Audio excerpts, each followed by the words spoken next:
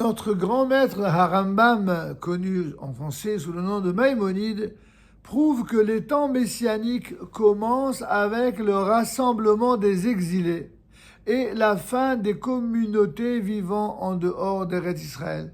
Eh bien voici, toutes ces nations idolâtres, toutes ces nations qui s'emparent de l'actualité du monde politique, du monde médiatique, pour s'opposer à Israël, tous ces gens-là ne se rendent pas compte qu'en faisant ce qu'ils font, ils vont dans le sens de ce qui se fait depuis déjà 200 ans.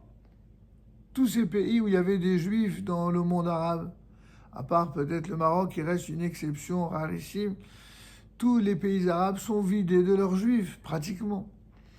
Et les pays européens qui se voulaient toujours équilibrés, respectueux de chaque communauté et qui officiellement continuent de l'affirmer dans les faits, eh bien, alors qu'ils traitent Israël d'un État qui colonise sa propre terre, ceux-là même qui osent soutenir ce mensonge idéologique incroyable sont en train de se faire bouffer de l'intérieur et coloniser dans toutes les parties d'Europe.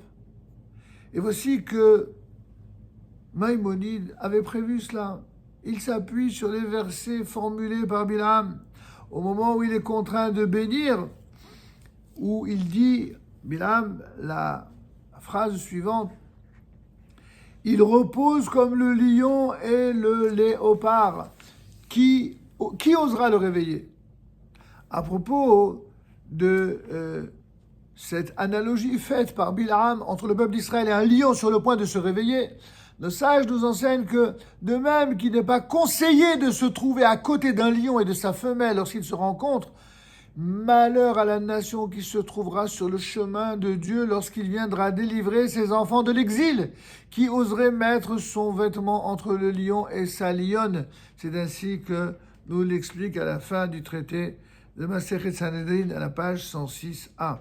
Au nom de Rabbi Yochanan, Amar Rabbi Yochanan, Oy la ha'uma shetimtza בשעה שהקדוש ברוך הוא עושה פדיון לבניו ממתים כסותו בין להביא ללוויה בשעה שנזקקין זה עם זה.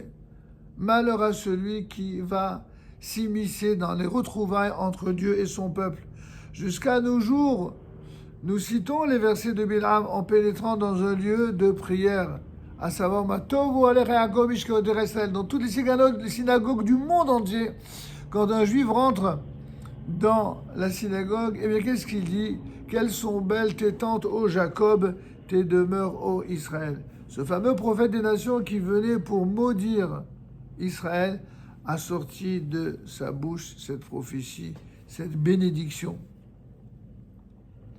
Car il fut forcé par Dieu de changer la malédiction en bénédiction, évidemment sur ordre divin. Mais en réalité, il restera le champion de la Toum'a, c'est-à-dire de l'impureté.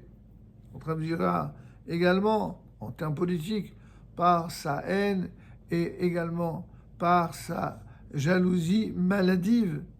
En tant que tel, il nous laisse, entre guillemets, un cadeau empoisonné, comme dit Rabbi Yosef, notre cousin, dans son célèbre commentaire sur la Torah, Aït La'asot. Un cadeau empoisonné. C'est quoi le cadeau empoisonné? En effet, sur son conseil, les princesses de Moab se livreront à la débauche et entraîneront dans le péché les enfants d'Israël qui ont survécu aux dangers de guerre et qui résistent aux discours envenimés.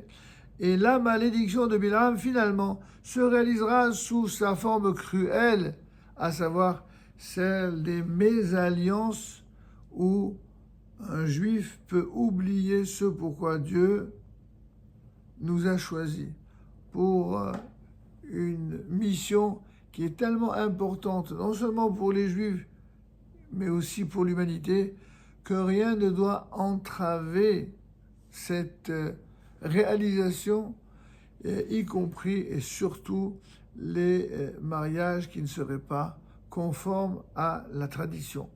C'est pourquoi, Bechazé Hashem Itbarach, il faut se renforcer dans toutes les lois de pureté familiale, dans toutes les lois de pureté tout court, parce que ceci constitue non seulement une bénédiction et un bien pour le peuple d'Israël, mais aussi pour l'ensemble des nations de la terre. C'est ce que nous souhaitons ardemment. La bénédiction, la protection et l'amour à l'intérieur de l'ensemble des nations de la terre. Amen. Ken Yehi Ratzon.